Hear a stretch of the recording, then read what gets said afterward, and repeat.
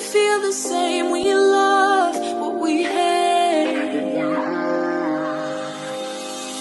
We lie, but we know we can't wonder what.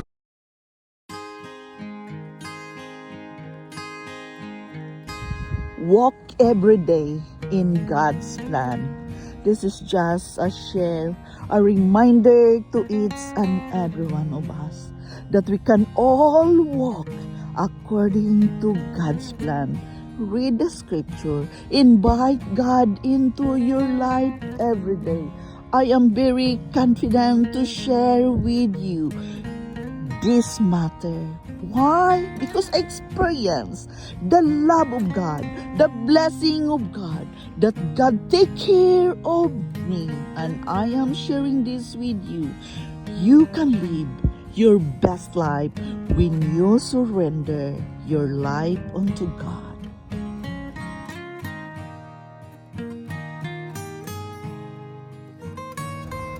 Think that we all can laugh again. We all can dream again. We all can love again. When we are frustrated because of the difficulties in life, when things seem so hard, don't worry. Believe that this thing you are suffering right now is just passing by. You are going to laugh again. You are going to smile again. You're going to dream again. And you are going to love again. Just simply believe in that.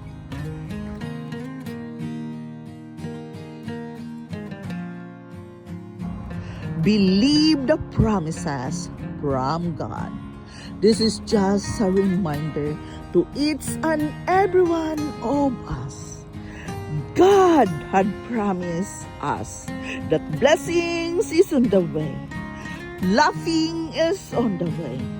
You are going to fulfill your destiny when you believe the promises of God. Simply believe the promises of God that the joy, the blessing, the abundance is on the way.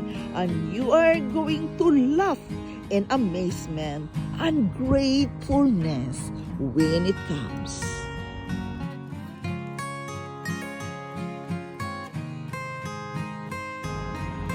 Weeping may endure for a night.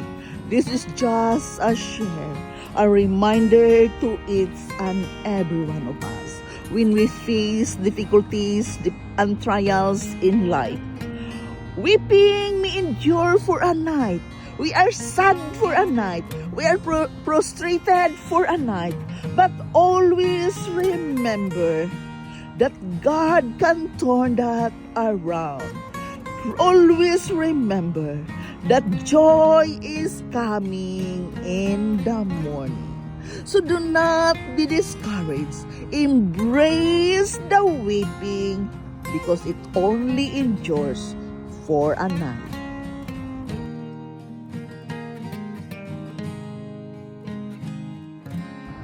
Acknowledge your daily blessing. This is just a share, a reminder to each and every one of us that we have to acknowledge every blessing that comes into our life every day. Acknowledge that and be grateful with that, thanking that you are more than blessed than you could ever possibly wish. Thanking God for all the blessing every day is a must if you really want to live your best life.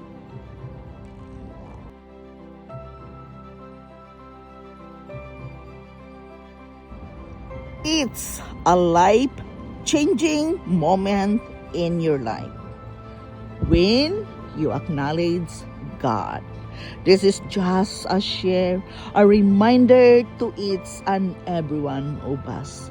Many of us feel alone, lonely, depressed. But if you can change your mindset, think that you are blessed. Think that you are not alone, that God is with you all the time. When you can acknowledge that every day, believe me, it's a life-changing situation, knowing that God loves you.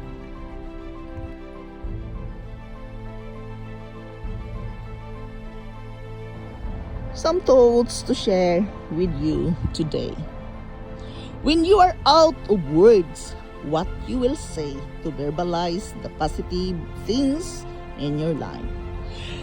Think positive and think to say thank you many times in a day. You are not out of words. You have so many words. And you can say it many times in a day, saying thank you. This is the key to a successful life of being grateful of what you have in front right now. Say thank you many times in a day. This is a very powerful affirmation. Thank you.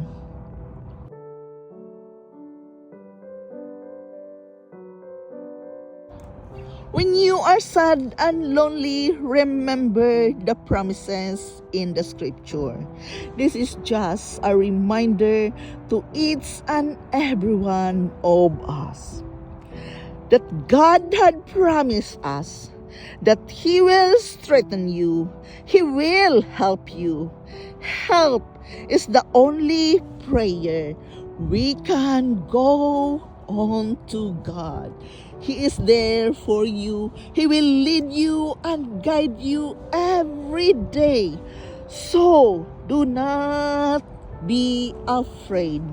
Scare not, because God had promised that He will strengthen you, and yes, He will help you.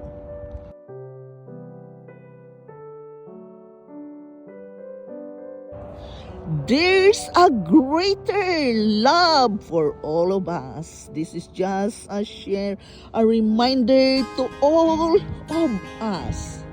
When you are seeking for love, seek the love of Jesus Christ, because there's no other greater love than Jesus. Greater love has no one than this, than to lay down one's life for his friends.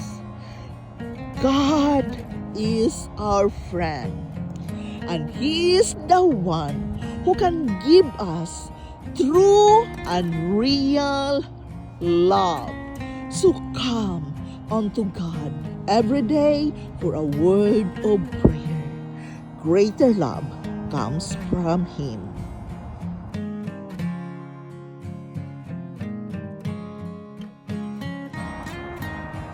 Don't worry, you have a special friend. This is just a share from my own understanding, what I have read in the scripture, that we all have a special friend. And that friend is Jesus. So don't worry. If your friend backbite you, not good to you, always remember that you have a friend we have in Jesus. His friendship is so amazing, and His love for you is unconditional. You have a true and loyal friend in Jesus.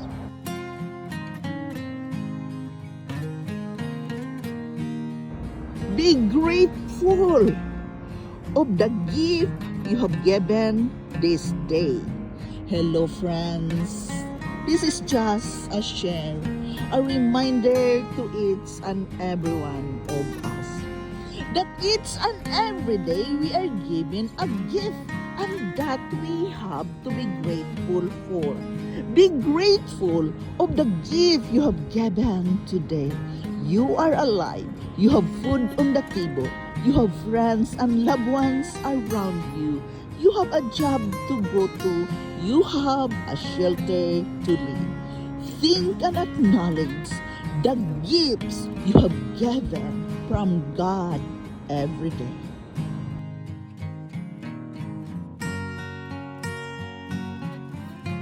Lift up your energy up high to live an inspired life. This is just a share, a reminder to each and every one of us. You have the power to lift up your energy up high to live an inspired life. You are the one who can work on with yourself when it comes to this matter. I know it's not always easy, but believe me, to have hope and live an inspired life, you have to take action to lift up your energy up high.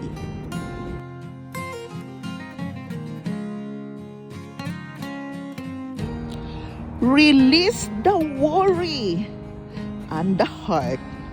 This is just a share, a reminder to each and every one of us to have a good feeling with ourselves.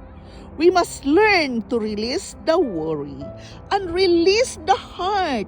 Don't keep dwelling on that negative feelings. If you really want to live your best life, work on with your feelings. Work on with your lifestyle. Release the worry and release the heart and practice forgiveness. Forgive yourself, forgive others, and start loving one another.